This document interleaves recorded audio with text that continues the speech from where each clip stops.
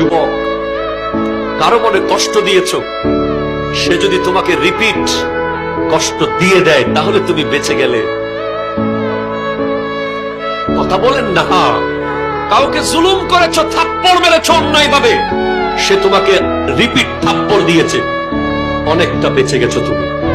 সে তোমাকে রিপিট লাথি মেরেছে, তুমি বেঁচে গেছো। রিপিট গালি দিয়েছে, তুমি বেঁচে গেছো। কিন্তু সে যদি চুপচাপ চলে যায়,